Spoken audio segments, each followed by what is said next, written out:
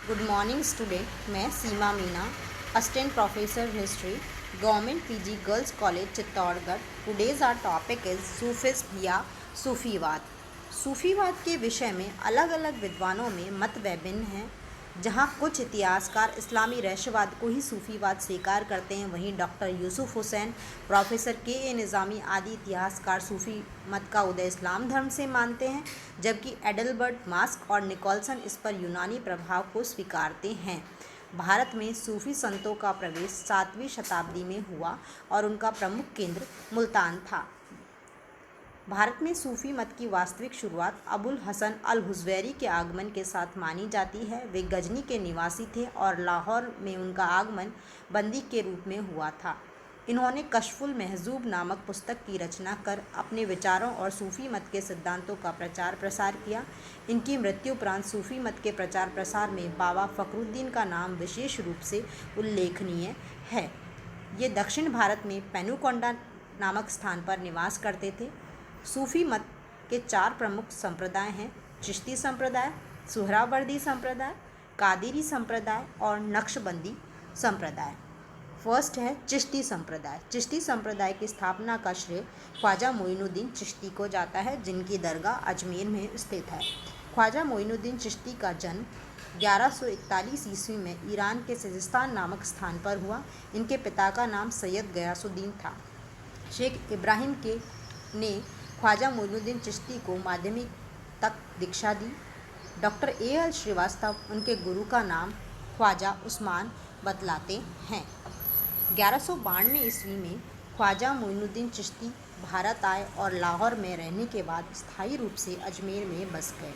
अजमेर के चौहान वंशीय शासक पृथ्वीराज चौहान तृतीय ने अपने धर्म गुरु रामदेव को मोइनुद्दीन चिश्ती को निष्कासित करने के उद्देश्य से भेजा, परंतु रामदेव स्वयं ख्वाजा मोइनुद्दीन चिश्ती के प्रभाव में आकर उनके शिष्य बन गए थे। 1236 ईस्वी में ख्वाजा मोइनुद्दीन चिश्ती का अजमेर में देहांत हो गया। मोहम्मद गौरी ने ख्वाजा मोइनुद्दीन चिश्ती को सुल्तान उल हिंद अर्थात हिंद के आध्यात्मिक गुरु की उपाधि प्रदान की थी। मोइनुद्दीन के शिष्यों में शेख कुतुबुद्दीन बख्तियार काकी और शेख हमीदुद्दीन प्रमुख थे। शेख कुतुबुद्दीन बख्तियार काकी का जन्म फरगान के औस नामक स्थान पर हुआ। कालांतर में कुतुबुद्दीन बख्तियार काकी सुल्तान इल्तुतमिश के शासनकाल में दिल्ली आकर बस गए। सुल्तान ने उन्हें अपना गुरु बनाया और शेखुल इस्लाम की उपाधि प्रदान की, किंतु इन्होंने इस उपाधि को स्वीकार करने से इनकार कर दिया। 1235 ईस्वी में इनकी मृत्यु हो गई। शेख हमीदुद्दीन नागौरी के सुअल ग्राम में निवास करते थे। ख्वाजा मोइनुद्दीन चिश्ती ने उन्हें सुल्तान उत-तारकीन अर्थात सन्यासियों का सुल्तान की उपाधि प्रदान की थी और इनकी 1276 ईस्वी में मृत्यु हो गई थी। शेख फरीदुद्दीन गजे शक्कन नामक प्रसिद्ध सूफी संत का जन्म 1175 ईस्वी में मुल्तान में हुआ। ये जनसाधारण में शेख फरीद अथवा बाबा फरीद के नाम से विख्यात थे। इनका विवाह सुल्तान बलबल की पुत्री हुजैरा से हुआ था। कुछ समय बाद फरीद हांसी में रहे और तदंतर अजोधन या पाक पाटन में स्थायी रूप से बस गए। 1265 ईस्वी में अजोधन में ही इनकी मृत्यु हो गई थी। बाबा फरीद के प्रसिद्ध शिष्य शेख निज़ामुद्दीन औलिया थे। इनका जन्म 1236 ईस्वी में बदायूं में हुआ। 20 वर्ष की आयु में इन्होंने बाबा फरीद का शिष्यत्व धारण किया और उन्होंने निज़ामुद्दीन औलिया को खलीफा बनाकर दिल्ली भेज दिया। वे दिल्ली के निकट गियासपुर में निवास स्थायी रूप से बस गए थे। शेख निज़ामुद्दीन औलिया ने अपने जीवन काल में दिल्ली के 7 सुल्तानों का समय देखा, परंतु वे इनमें से किसी भी सुल्तान के दरबार में नहीं गए। सुल्तान गयासुद्दीन तुगलक इनकी लोकप्रियता से ईर्ष्या करते थे। उसने संगीत समारोह के कारण उनके विरुद्ध मुकदमा चलाया। निज़ामुद्दीन औलिया ने गयासुद्दीन तुगलक के पुत्र जूना खां या जौना खां को आशीर्वाद प्रदान किया। उन्होंने सुल्तान अलाउद्दीन खिलजी एवं कुतुबुद्दीन मुबारक खिलजी से मिलने से भी इनकार कर दिया था। 1235 ईस्वी में इनकी मृत्यु हो गई। निज़ामुद्दीन को महबूब ए इलाही के नाम से भी जाना जाता है। उनकी अभिष्ट अभिलाषा थी कि उनकी मृत्यु के बाद उनका मकबरा निर्मित नहीं किया जाए, किंतु फिर भी मोहम्मद बिन तुगलक ने उनका मकबरा निर्मित करवाया। शेख निज़ामुद्दीन औलिया के प्रसिद्ध शिष्य शेख नासिरुद्दीन चिरागे दिल्ली थे। 16वीं शताब्दी के प्रसिद्ध संत शेख सलीम चिश्ती थे। उनके आशीर्वाद से अकबर के पुत्र शहजादा सलीम का जन्म हुआ था।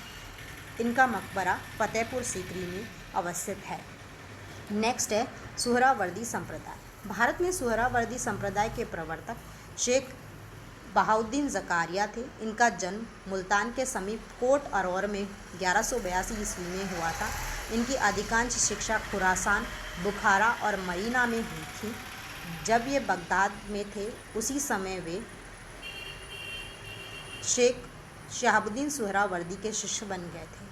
अपने गुरु के आदेशानुसार उन्होंने मुल्तान में एक खानका स्थापित करवाया, वहीं रहकर आधी सदी तक कार्य करते रहे। दिसंबर 1262 में इनका देहांत हो गया। शेख बहाउद्दीन ज़कारिया की मृत्यु के पश्चात उनके बड़े पुत्र सदरुद्दीन आरिफ सुहरावर्दी संप्रदाय के उत्तराधिकारी बने। वे लगभग 23 वर्ष तक इस संप्रदाय के प्रधान रहे। शेख बहाउद्दीन की मृत्यु के पश्चात उनका पुत्र रुकनुद्दीन अबुल फतह सुहरावर्दी संप्रदाय का उत्तराधिकारी बना। इस संप्रदाय में इनका वही स्थान है जो चिश्ती संप्रदाय में निज़ामुद्दीन औलिया का। नेक्स्ट है कादिरी संप्रदाय। कादिरी संप्रदाय के प्रवर्तक अबुल कादिर अल जिलानी थे।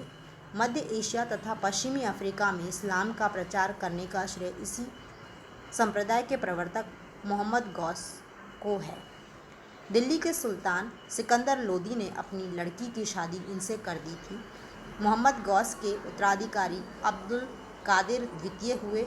उन्होंने बादशाह से प्राप्त होने वाले धन का परित्याग कर दिया था तथा उनका जीवन गरीबी में बीतने लगा। अतः वे अनेक कष्ट सहते हुए आध्यात्मिक पथ पर दृढ़ रहे। सूफी साधकों में शेख दाऊद किरमानी तथा शेख अबुल माली के नाम विशेष रूप से उल्लेखनीय है। दारा सिकोर इसी संप्रदाय के मुल्ला शाह बदख्शी का शिष्य था। नेक्स्ट है नक्शबंदी संप्रदाय। इसी संप्रदाय के प्रवर्तक तुर्किस्तान के ख्वाजा बहाउद्दीन नक्शबंद थे। भारत में इसका प्रसार एवं प्रचार 16वीं शताब्दी में ख्वाजा मोहम्मद शाकी गिल्लाह बेरंग द्वारा किया गया। इन्होंने शरीयत के अनुसार जीवन व्यतीत करने पर बल दिया। इनके उत्तराधिकारी अहमद फारूकी ने नक्शबंदी संप्रदाय का प्रचार करने में महत्वपूर्ण स्थान था। इनका जन्म 1565 ईस्वी में सरहिंद में हुआ, इसीलिए इन्हें अहमद सरहिंदी के नाम से जाना जाते हैं। इनके अनेक अनुयायी इन्हें हजरत मोहम्मद का अवतार मानते थे। 1665 में इनकी मृत्यु हो गई। नक्शबंदी संप्रदाय के अन्य प्रसिद्ध संत दिल्ली के शाह वली उल्लाह थे।